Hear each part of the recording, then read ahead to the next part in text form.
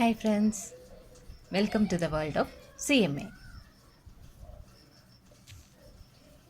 ഇതിലിപ്പോൾ നമ്മൾ ശ്രദ്ധിക്കേണ്ടത് ഇമ്പോർട്ടിംഗ് എന്ന് പറഞ്ഞിട്ടുണ്ട്. ആ ഇമ്പോർട്ടിംഗ് എന്ന് പറയുമ്പോൾ തന്നെ നമുക്ക് പറയാമല്ലോ എന്താണ് ചോദിക്കേണ്ടത്. ഇമ്പോർട്ടിംഗ് എന്ന് പറയുമ്പോൾ തന്നെ അത് കസ്റ്റംസ് ഡ്യൂട്ടിയാണ്, GST അല്ല. പിന്നെ ഒന്ന് CAF വാല്യൂ എന്നുള്ളത്. CAF വാല്യൂ എന്നുള്ളത് എന്താണ്? കോസ്റ്റ്, ഇൻഷുറൻസ്, ഫ്രൈറ്റ് ചേർന്ന് ആഡ് ചെയ്ത വാല്യൂവിനെയാണ് CAF വാല്യൂ എന്ന് പറയുന്നത്. അപ്പോൾ ഇമ്പോർട്ട് ചെയ്യുമ്പോൾ തന്നെ അത് US ഡോളറിലാണ്, എന്തായാലും ഇന്ത്യൻ റുപ്പിയിലല്ല. അതിനെ ഇന്ത്യൻ റുപ്പിയിലേക്ക് ആക്കണമെന്നുണ്ടെങ്കിൽ 8 എന്നുള്ളതാണ് കൺവേർഷൻ എന്നുള്ളത് നമുക്ക് തന്നിട്ടുണ്ട്. അതുകൊണ്ട് അതിനെ ഇന്ത്യയിൽ മൾട്ടിപ്ലൈ ചെയ്ത് കഴിഞ്ഞിട്ട് കസ്റ്റംസ് ഡ്യൂട്ടിയും ക്ലീനിങ് ചാർജസും തമ്മിൽ ആഡ് ചെയ്യുമ്പോൾ കിട്ടുന്നതാണ് എന്ത്? ടോട്ടൽ കോസ്റ്റ് കിട്ടും. ആ ടോട്ടൽ കോസ്റ്റ് കിട്ടിക്കഴിഞ്ഞാൽ പിന്നെ കോസ്റ്റ് പെർ ടൺ കാണണം. കോസ്റ്റ് പെർ ടൺ കാണാനായിട്ട് ടോട്ടൽ കോസ്റ്റിനെ divided by number of ton കാണണം. നമ്പർ ഓഫ് ടൺ കാണാനായിട്ട് എന്ത് ചെയ്യണം? ഇവിടെ നമുക്ക് കാസ്റ്റിംഗ് തന്നിട്ടുണ്ട്, നമ്പർ ഓഫ് കാസ്റ്റിംഗ് തന്നിട്ടുണ്ട്. ആ കാസ്റ്റിങ്ങിനെ kg കൊണ്ട് മൾട്ടിപ്ലൈ ചെയ്താൽ മാത്രമേ ടോട്ടൽ കാസ്റ്റിംഗ് കിട്ടുള്ളൂ, ടോട്ടൽ kg കിട്ടുള്ളൂ. അപ്പോൾ അതിനെ മൾട്ടിപ്ലൈ ചെയ്ത് ഡിവൈഡഡ് ബൈ, അത് ഏതിലാണെന്നാണ് പറയണത്? ടൺ ഓഫ് സെയിലബിൾ കോസ്റ്റിംഗ് എന്ന് പറഞ്ഞാൽ അതും ടണ്ണിലാണ് കാണുന്നത്. അപ്പോൾ 1000 × 300 വരുമ്പോൾ ടോട്ടൽ kg കിട്ടും. അതിനെ ഡിവൈഡഡ് ബൈ 1000 ഇടുമ്പോൾ എന്ത് ചെയ്യും? നമ്പർ ഓഫ് ടൺ കിട്ടും. ആ നമ്പർ ഓഫ് ടണ്ണിന് പക്ഷേ 10% റിജക്ഷൻ എന്ന് പറഞ്ഞിട്ടുണ്ട്. ആ നമ്പർ ഓഫ് ടൺ എത്ര കിട്ടണോ അതിനെ 10% കൊണ്ട് മൈനസ് ചെയ്യണം. മൈനസ് ചെയ്യുമ്പോൾ കിട്ടുന്ന ആ ഫിഗറിന് ടോട്ടൽ കോസ്റ്റിൽ നിന്ന് ഡിവൈഡഡ് ബൈ ആ ഫിഗറും കൊണ്ട് മൈനസ് ചെയ്യുമ്പോൾ ഡിവൈഡ് ചെയ്യുമ്പോൾ കിട്ടുന്നതാണ് കോസ്റ്റ് പെർ ടൺ എന്നുള്ളത്. ഓക്കെ, മനസ്സിലായിട്ടുണ്ട് എന്ന് വിശ്വസിക്കുന്നു. ഇനി നമുക്ക് ഇന്നത്തെ പോർഷൻ എന്താണെന്ന് വെച്ചാൽ raw material turn over ratio ആണ്. Raw material turn over ratio എന്ന് വെച്ചാൽ പർച്ചേസ് ഡിസിഷനിൽ ലാസ്റ്റ് പോർഷനാണ്. ഇത് അത്ര ഇമ്പോർട്ടൻ്റ് ഒന്നുമല്ല, പിന്നെ ആ പോർഷനിലെല്ലാം കൊണ്ട് നമുക്കൊന്ന് ജസ്റ്റ് ഒന്ന് പറഞ്ഞു പോകാവുന്നേ ഉള്ളൂ. ഇത് ഞാൻ അവിടെ പറഞ്ഞ പോലെ തന്നെ ഒരു ഫോർമുല ബേസ് ചെയ്താണ് ഇത് പ്രോബ്ലം കാണുന്നത്. അതായത് cost of material consumed divided by average stock.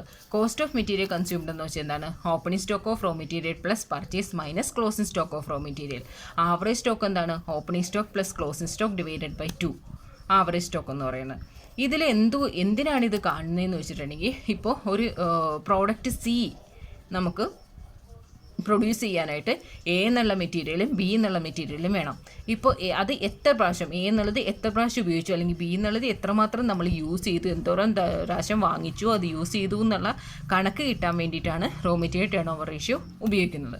അതായത് A എന്നുള്ളത് ഒരു 10 പ്രാവശ്യം ഉപയോഗിച്ചു, B എന്നുള്ളത് ഒരു 5 പ്രാവശ്യം ഉപയോഗിച്ചുള്ളൂ എന്നുള്ള ആ കണക്ക്, അതായത് ഏറ്റവും കൂടുതൽ ഏത് ഉപയോഗിച്ച്? A ആണ് ഉപയോഗിച്ചത്.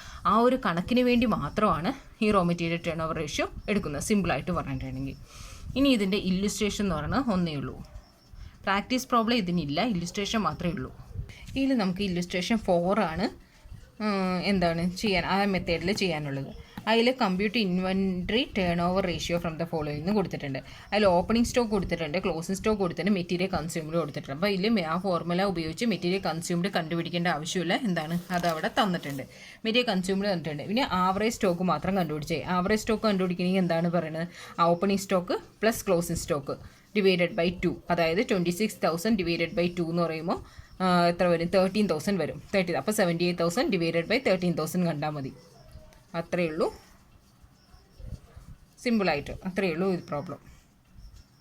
ഇനി അടുത്ത പ്രോബ്ലം എന്ന് വെച്ചാൽ ഇല്ലുസ്ട്രേഷൻ 18 ഇല്ലുസ്ട്രേഷൻ 18 ഇതേപോലെ തന്നെ ടേൺ ഓവർ റേഷ്യോ മെറ്റീരിയൽ എയ്ക്കും മെറ്റീരിയൽ ബിക്കും സെപ്പറേറ്റ് ആയിട്ട് കാണാൻ പറഞ്ഞിട്ടുണ്ട്. അതിലുള്ള പ്രത്യേകത എന്താണെന്ന് വെച്ചിട്ടുണ്ടെങ്കിൽ ഓപ്പണിംഗ് സ്റ്റോക്ക് കണ്ടിട്ടുണ്ട്, പർച്ചേസ് ആണ് തന്നേക്കുന്നത്, മെറ്റീരിയൽ കൺസ്യൂംഡ് അല്ല തന്നേക്കുന്നത്. പിന്നെ ക്ലോസിംഗ് സ്റ്റോക്ക്. അപ്പോൾ പർച്ചേസ് ആണെന്നുണ്ടെങ്കിൽ മെറ്റീരിയൽ കൺസ്യൂംഡ് അല്ല എന്നുണ്ടെങ്കിൽ മെറ്റീരിയൽ കൺസ്യൂംഡ് നമ്മൾ കാണണം. എങ്ങനെയാണ് നമ്മൾ കാണണം? Opening stock plus purchase minus closing stock, അതായത് 10,000 പ്ലസ് 52,000 മൈനസ് 6,000 അത് കാണുമ്പോൾ ഒരു ഫിഗർ കിട്ടൂലേ? ആ ഫിഗർ ഡിവൈഡഡ് ബൈ എന്താണ്? ആവറേജ് സ്റ്റോക്കാണ്. ആവറേജ് സ്റ്റോക്ക് എന്ന് വെച്ചാൽ opening stock plus closing stock divided by 2. അതിന് ആ ഫിഗറിനെയും തമ്മിൽ ഡിവൈഡ് ചെയ്യുക, അത്രയേ ഉള്ളൂ. അത് തന്നെ ബിയിലും ഇതിൽ തന്നെയായിട്ട് പറഞ്ഞിട്ടുണ്ട്. എന്താണ് പറഞ്ഞേക്കണത്? ഓപ്പണിംഗ് സ്റ്റോക്ക് മെറ്റീരിയൽ എയുടെ കാണാനായിട്ട് പറഞ്ഞേക്കുന്നത് എന്താണ്? 10,000 plus 52,000 minus 6,000 divided by 10,000 plus 6,000 divided by 2. അത് ചെയ്തപ്പോൾ 7 ടൈംസ് ആണെന്നുള്ളത് കിട്ടി. അതേപോലെ തന്നെ മെറ്റീരിയൽ ബിയുടെ കാണുമ്പോൾ 9,000 plus 27,000 minus 11,000 divided by 9,000 plus 11,000 average കാണാനായിട്ട് ഡിവൈഡഡ് ബൈ 2. അത് രണ്ടും കൂടി ചെയ്യുമ്പോൾ 2.5 ടൈംസ് എന്നുള്ളത് കിട്ടി. അങ്ങനെ പ്രീവിയസ് ഇയറിൽ ഒന്നും ഇതിനെക്കുറിച്ചുള്ള പ്രോബ്ലം, അതായത് ഇതുവരേക്കും ചോദിച്ചിട്ടില്ല. അപ്പോൾ ഇനി ചോദിക്കുകയാണെങ്കിൽ തന്നെ എന്തെങ്കിലും ഒരു 1 മാർക്ക് 2 മാർക്ക് അങ്ങനെയുള്ള ഒരു ക്വസ്റ്റ്യനിൽ നമുക്ക് പ്രതീക്ഷിക്കാം. പിന്നെ ഇതിൽ പർച്ചേസ് ഡിസിഷനാണ് നമ്മൾ എടുത്തത്. ആ പർച്ചേസ് ഡിസിഷൻ EOQ കഴിഞ്ഞു, ലെവൽ ഓഫ് സ്റ്റോക്ക് കഴിഞ്ഞു, ടോട്ടൽ കോസ്റ്റ് ഓഫ് പർച്ചേസും കഴിഞ്ഞു, റോ മെറ്റീരിയൽ ടേൺ ഓവർ റേഷ്യോയും കഴിഞ്ഞു. ആ പർച്ചേസ് ഡിസിഷൻ നമ്മൾ ഇതോടുകൂടി കംപ്ലീറ്റ് ആക്കുവാണ്. അപ്പോൾ നമുക്ക് എല്ലാം അതിലുള്ള ഇല്ലുസ്ട്രേഷൻ കംപ്ലീറ്റ് ആയി, പ്രാക്ടീസ് പ്രോബ്ലം കംപ്ലീറ്റ് ആയി, വേറെന്താ അതിലുള്ള പ്രീവിയസ് ഇയർ ക്വസ്റ്റ്യൻസും നമ്മൾ അനലൈസ് ചെയ്തു. നമുക്ക് ഇനി അടുത്ത് പഠിക്കാനുള്ളത് ഇഷ്യൂ ഡിസിഷനാണ്. ഇഷ്യൂ ഡിസിഷൻ എന്ന് വെച്ചിട്ടുണ്ടെങ്കിൽ അതിൽ 3 ആയിട്ടാണ് പഠിക്കാനുള്ളത്. ഒന്ന് specific price method, cost price method, market price method എന്നിങ്ങനെ. അതിൽ തന്നെ സ്പെസിഫിക് പ്രൈസ് മെത്തേഡ് ആണെന്നുണ്ടെങ്കിൽ തന്നെ ആവറേജ് പ്രൈസ്, അതായത് simple average, weighted average, moving average. Cost price ആണെങ്കിലോ FIFO, LIFO, base stock. Market price ആണെങ്കിലോ റീപ്ലേസ്മെൻറ്റ് മെത്തേഡ്. അങ്ങനെയാണ് പഠിക്കാനുള്ളത്. ഇത് ആക്ച്വലായിട്ട് പറയുകയാണെന്നുണ്ടെങ്കിൽ എന്താ പറയുക, എത്ര രൂപയ്ക്ക് മെറ്റീരിയൽ ഇഷ്യൂ ചെയ്യണം, ഇത് മുഴുവൻ നോക്കുന്നത് അതിന് വേണ്ടിയിട്ടാണ്. എത്ര രൂപയ്ക്കാണ് നമ്മൾ മെറ്റീരിയൽ ഇഷ്യൂ ചെയ്യേണ്ടത് എന്ന് അറിയാൻ വേണ്ടിയിട്ടാണ് ഈ ഇഷ്യൂ ഡിസിഷൻ എടുക്കുന്നത്. ആ ഇഷ്യൂ ഡിസിഷനിൽ ഇപ്പോൾ സ്പെസിഫിക് പ്രൈസ് മെത്തേഡ് ആണെന്നുണ്ടെങ്കിൽ എന്താണ്, റോ മെറ്റീരിയൽ കോസ്റ്റോ മാർക്കറ്റ് പ്രൈസോ ഒന്നും നോക്കാതെ ഒരു സ്പെസിഫിക് പ്രൈസിലായിരിക്കുള്ളൂ മെറ്റീരിയൽ ഇഷ്യൂ ചെയ്യണത്. അതിനെയാണ് സ്പെസിഫിക് പ്രൈസ് എന്ന് പറയുന്നത്. കോസ്റ്റ് പ്രൈസ് എന്നുള്ളത് കോസ്റ്റിലായിരിക്കും ഇഷ്യൂ ചെയ്യണത്, മാർക്കറ്റ് പ്രൈസ് എന്നുള്ളത് മാർക്കറ്റിലെ പ്രൈസിലായിരിക്കുള്ളൂ ഇഷ്യൂ ചെയ്യണത്. അതാണ് അതിൻ്റെ ഡിഫറൻസ്. പിന്നെ ഇതെന്ന് വെച്ചിട്ടുണ്ടെങ്കിൽ ടെക്സ്റ്റിൽ കൊടുത്തിരിക്കുന്നത് ഒരു റഫായിട്ടൊരു ഐഡിയ ഉണ്ടെങ്കിൽ ടെക്സ്റ്റിൽ കൊടുത്തിരിക്കുന്നത് ഫുള്ളാ ഡയറക്റ്റായിട്ടുള്ള എന്താ പറയുക, ഡയറക്റ്റായിട്ട് ക്വസ്റ്റ്യൻ തന്നു ഡയറക്റ്റായിട്ട് അത് അപ്ലൈ ചെയ്യുന്ന മോഡലാണ് എല്ലാം കൊടുത്തിരിക്കുന്നത്. സോ അങ്ങനെ ഒരിക്കലും ക്വസ്റ്റ്യൻ ചോദിക്കില്ല. കാരണം അതൊരു ഇൻഡയറക്റ്റ് ഫോർമാറ്റിൽ അല്ലെങ്കിൽ എന്തെങ്കിലും ഇനിയൊരു തരത്തിലായിരിക്കുള്ളൂ അതിൻ്റെ ക്വസ്റ്റ്യൻ എല്ലാം ചോദിക്കുന്നത്. ഇപ്പോൾ ഡയറക്റ്റ് ഇപ്പോൾ ഇത് നോക്കൂ, ഇതിൽ ഇല്ലുസ്ട്രേഷൻ 5 എങ്ങനെയാണ് കൊടുത്തിരിക്കണതെന്ന് വെച്ചിട്ടുണ്ടെങ്കിൽ ഇതെല്ലാം എന്താ, സിമ്പിൾ ആവറേജും കാണണം, വെയ്റ്റഡ് ആവറേജും കാണണം. സിമ്പിൾ ആവറേജും വെയ്റ്റഡ് ആവറേജും ഉണ്ട്. അതിൽ എന്താണ്, ഇപ്പോൾ നമ്മൾ സിമ്പിൾ ആവറേജാണ് ഫസ്റ്റ് മെത്തേഡ്, സിമ്പിൾ ആവറേജാണ് നോക്കിയോ. അതിൽ പർച്ചേസ് എന്നുള്ളത് 100 യൂണിറ്റ്, അത് 10 റുപ്പി വെച്ചിട്ടാണ്. വീണ്ടും പർച്ചേസ് ചെയ്യുന്നത് 200 യൂണിറ്റ് 10.2 വെച്ചിട്ട്. അതിന് സിമ്പിൾ ആവറേജിൽ കാണുവാണെന്നുണ്ടെങ്കിൽ സിമ്പിൾ ആവറേജ് കാണാനായിട്ട് അവരെന്തെടുത്തേ, സ്റ്റോർ ലെഡ്ജർ അക്കൗണ്ട് ഇട്ട് സിമ്പിൾ ആവറേജ് മെത്തേഡാണ്. ഡേറ്റ്, റെസിപ്റ്റ്സ്, ഇഷ്യൂ, ബാലൻസ് എന്ന് എടുത്തു. ഇതിൽ quantity, price, value, quantity, price, value, ബാലൻസിൽ ക്വാണ്ടിറ്റി, വാല്യൂ മാത്രം എടുത്തു. ലിഫോ, ഫിഫോ ആ മെത്തേഡ് കാണുവാണെങ്കിലാണ് ഇവിടെ ക്വാണ്ടിറ്റി, പ്രൈസ്, വാല്യൂ എന്നുള്ളത് എടുക്കുന്നത്. അല്ലാത്ത ബാലൻസ് എല്ലാ മെത്തേഡിലും ക്വാണ്ടിറ്റി, വാല്യൂ മാത്രം മതി. അപ്പോൾ ഇതിൽ ഇനി ഞാനിത് ഈ ഇല്ലുസ്ട്രേഷൻ പ്രോബ്ലം ഒന്നും തിരിച്ച് ഞാൻ ചെയ്യേണ്ട ആവശ്യമുണ്ടെന്ന് തോന്നുന്നില്ല. നമുക്കത് പ്രീവിയസ് ക്വസ്റ്റ്യൻസ് അറിയാൻ ചോദിച്ചിട്ടുണ്ട്. അത് നമുക്ക് വേണമെന്നുണ്ടെങ്കിൽ അതൊന്ന് നമുക്ക് റിപ്പീറ്റായിട്ട് ചെയ്ത് നോക്കാം. ഇപ്പോൾ ഇതെങ്ങനെയാണെന്ന് വെച്ചിട്ടുണ്ടെങ്കിൽ 100 യൂണിറ്റിന് 10 രൂപ വെച്ച് പർച്ചേസ് ചെയ്തിട്ടുണ്ടെന്ന് നമ്മൾ അവിടെ വായിച്ചു അല്ലേ. അപ്പോൾ പർച്ചേസ് റെസിപ്റ്റ്സ് കോളത്തിൽ 100 × 10 1000 ആക്കി എഴുതുക. ബാലൻസ് കോളത്തിൽ 100 1000 എന്ന് എഴുതുക. അടുത്തത് എന്താണ്, 200 വെച്ച് 10.2ന് പർച്ചേസ് ചെയ്യുന്നു. അതും അതേപോലെ തന്നെ 10.2 എടുത്ത് മൾട്ടിപ്ലൈ ചെയ്തിടുക. അപ്പോൾ ടോട്ടൽ എഴുതുമ്പോൾ എന്ത്, ഈ 100 ഉണ്ട് പ്ലസ് ഈ 200 വാങ്ങിയിട്ടുണ്ട് അല്ലേ. അപ്പോൾ രണ്ടിൻ്റെയും കൂടി ടോട്ടൽ എടുക്കുക, 300 എടുക്കുക. അതേപോലെ തന്നെ ഈ കോളം പ്ലസ് ചെയ്തെടുക്കുക, വാല്യൂൻ്റെ കോളം പ്ലസ് ചെയ്തിട്ട് ആൻസർ എഴുതുക. പിന്നെ അടുത്ത എന്താണെന്ന് വെച്ചിട്ടുണ്ടെങ്കിൽ 250 യൂണിറ്റിന് ഇഷ്യൂ ചെയ്തു എന്നാണ് പറയുന്നത്. 250 യൂണിറ്റിന് ഇഷ്യൂ ചെയ്തു എന്ന് പറയുമ്പോൾ എന്താ ചെയ്യേണ്ടത്, ഇത് സിമ്പിൾ ആവറേജ് മെത്തേഡ് ആണെന്നുണ്ടെങ്കിൽ 10ഉം 10.2, അതായത് നമ്മൾ വാങ്ങുന്ന പ്രൈസില്ലേ 10ഉം 10.2ഉം തമ്മിൽ ആഡ് ചെയ്തിട്ട് അതിനെ ഡിവൈഡഡ് ബൈ 2 ചെയ്യണ ആ ഫിഗറാണ് എന്താണ്, ആ പ്രൈസിലാണ് നമ്മൾ ഇഷ്യൂ ചെയ്യേണ്ടത്. ആ പ്രൈസിൽ ഇഷ്യൂ ചെയ്യാൻ നേരത്ത് 250 × 10.1 എന്ന് വരും. അതിനെ മൾട്ടിപ്ലൈ ചെയ്യുക. അതിനെ മൾട്ടിപ്ലൈ ചെയ്യുമ്പോൾ ഇഷ്യൂ ചെയ്തില്ലേ, അത് നമ്മുടെ കയ്യിൽ 300 ഉണ്ടായിരുന്നു, 300 ക്വാണ്ടിറ്റി ഉണ്ടായിരുന്നു, 250 ഇഷ്യൂ ചെയ്തു. അപ്പോൾ ബാലൻസ് 50 ഉള്ളൂ. പിന്നെ അതേപോലെ തന്നെ 3040 2525 മൈനസ് ചെയ്തിട്ട് ബാലൻസ് ഇരിക്കണം 515 എഴുതണം. ഇനി അടുത്തത് എന്താ പറയണതെന്ന് വെച്ചിട്ടുണ്ടെങ്കിൽ അടുത്തത് പർച്ചേസാണ്. എത്ര, 200ന് 10.5 വെച്ചിട്ട് 2100ന് പർച്ചേസ് ചെയ്തു. അപ്പോൾ എന്താണ്, 50 ഉള്ളൂ ബാലൻസ്. അതിലിരുന്ന് 200 കൂടി വന്നു. അപ്പോൾ 250 ആയി, നമ്മുടെ ക്ലോസിംഗ് ബാലൻസ് 250 ആയി. ഇവിടെ 515 ഉണ്ടായിരുന്നത് 2100 കൂടി വന്നു. അങ്ങനെ 2615 ആയി. ഇനി അടുത്തത് 300 യൂണിറ്റ് തിരിച്ചും പർച്ചേസ് ചെയ്തു. കിട്ടുമ്പോൾ അതേപോലെ തന്നെ 10.8 പർച്ചേസ് ചെയ്തത് 3,240 വന്നു. അതും അതേപോലെ തന്നെ ആഡ് ചെയ്ത് എഴുതുക. അത് കഴിഞ്ഞ് വീണ്ടും 200 യൂണിറ്റ് എന്ത് ചെയ്തു, ഇഷ്യൂ ചെയ്തു. 200 യൂണിറ്റ് ഇഷ്യൂ ചെയ്യാൻ നേരത്ത് നമ്മൾ എന്താ ചെയ്യേണ്ടതെന്ന് വെച്ചിട്ടുണ്ടെങ്കിൽ ഇവിടെ 250 യൂണിറ്റാണ് ഇഷ്യൂ ചെയ്തത് അല്ലേ. 250 യൂണിറ്റ് എന്ന് വെച്ചിട്ടുണ്ടെങ്കിൽ ഇവിടുന്ന് 100 ഉണ്ടായിരുന്നു, ഇവിടുന്ന് ബാലൻസ് ഇരിക്കണം 150 എടുത്തിട്ടുള്ളൂ. അപ്പോൾ ബാലൻസ് 50 ഈ സ്റ്റോക്കിലുണ്ട് അല്ലേ. അതുകൊണ്ട് ഈ 10.2 എടുക്കണം, 10.2 എടുക്കണം. പിന്നെ പർച്ചേസ് ചെയ്താണ് 10.5 ഉണ്ട്, 10.8 ഉണ്ട്. ആ മൂന്നും കൂടി ടോട്ടൽ ചെയ്ത് ഡിവൈഡഡ് ബൈ 3 ചെയ്യണതിൽ കിട്ടുമ്പോഴാണ് 10.5 കിട്ടണം. ആ 10.5ലും കൊണ്ട് 200 മൾട്ടിപ്ലൈ ചെയ്യുമ്പോൾ 2100 കിട്ടും. അപ്പോൾ 550 200 മൈനസ് ചെയ്യണം. 5855 എന്താണ് 2100 മൈനസ് ചെയ്യണം. തിരിച്ചും നമ്മൾ ഇഷ്യൂ ചെയ്യുകയാണ് 200 ഇഷ്യൂ ചെയ്യുമ്പോൾ ഇവിടെ എന്താണ്, ഇവിടെ ക്ലോസ് ആയി. 50 ഉള്ളത് ഇപ്പോഴത്തെ തന്നെ എടുത്തു അല്ലേ, 200 എടുത്തു, 50 എടുത്തു. പിന്നെ ഇവിടുന്ന് 150 എടുത്തിട്ടുണ്ട്. 200 50 കഴിഞ്ഞാൽ പിന്നെ 150 കൂടി പോരെ 200 ആവാനായിട്ട്. ഈ അപ്പോൾ ബാലൻസ് ഇതിൽ 50 ബാലൻസ് ഉണ്ട്. ആ 50 പ്ലസ് 300 350. ആ 350 എന്ത് ചെയ്യണം, ആ 350 ഉണ്ട്. അപ്പോൾ അതുകൊണ്ട് എന്ത് ചെയ്യണം, ഈ 10.5ഉം 10.8ഉം കൂടി ടോട്ടൽ ചെയ്തിട്ട് അതിനെ ഡിവൈഡഡ് ബൈ 2 ചെയ്യുമ്പോൾ കിട്ടുന്നതാണ് 10.65 എന്നുള്ളത്. അങ്ങനെ 2130 ടോട്ടലായിട്ട് എടുക്കുക. അതിൽ നിന്ന് അപ്പോൾ 350 200 മൈനസ് ചെയ്താൽ 150 കിട്ടും. 3755 2130 മൈനസ് ചെയ്താൽ 1625 കിട്ടും. പിന്നെ അടുത്തതും പർച്ചേസാണ് 100 11 റുപ്പീന്, അപ്പോൾ 1100 കിട്ടും. അതിന് അത് ടോട്ടൽ ചെയ്ത് എഴുതുക.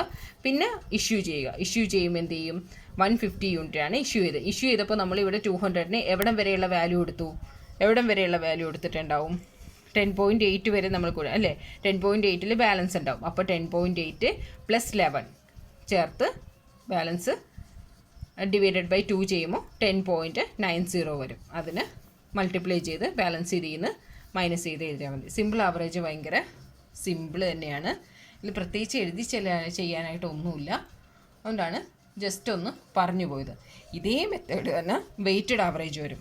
വെയ്റ്റഡ് ആവറേജിൽ വരുമ്പോൾ എന്താ ചെയ്യേണ്ടതെന്ന് വെച്ചിട്ടുണ്ടെങ്കിൽ, വെയ്റ്റഡ് ആവറേജ് വരുമ്പോൾ ഇതേ കോളമല്ല ഇതേപോലെ തന്നെ സെയിം ആയിട്ട് വരച്ചിട്ട് വെയ്റ്റഡ് ആവറേജ് ചെയ്യുമ്പോൾ എന്താ ചെയ്യേണ്ടത്, പർച്ചേസ് ചെയ്യണത് എഴുതുക. പർച്ചേസ് ചെയ്യുമ്പോഴുള്ള ടോട്ടലെല്ലാം ഇതായിട്ട് എഴുതുക. പിന്നെ ഇഷ്യൂ ചെയ്യുമ്പോൾ വാല്യൂ എങ്ങനെ കിട്ടണമെന്ന് വെച്ചിട്ടുണ്ടെങ്കിൽ, ഇവിടെ ടോട്ടലില്ലേ 3040 എന്നുള്ള, ആ 3040നെ ഡിവൈഡഡ് ബൈ 300 കൊണ്ട് ഡിവൈഡ് ചെയ്യണ വാല്യൂ ഒന്ന് കിട്ടുമല്ലോ. ആ വാല്യൂ 3040 ഡിവൈഡഡ് ബൈ 300, അപ്പോൾ കിട്ടുന്ന വാല്യൂവിലായിരിക്കണം എന്ത് ചെയ്യണത്, ഇഷ്യൂ ചെയ്യണത്. അതുമാത്രമേ വെയ്റ്റഡ് ആവറേജിൽ നോക്കേണ്ടതുള്ളൂ.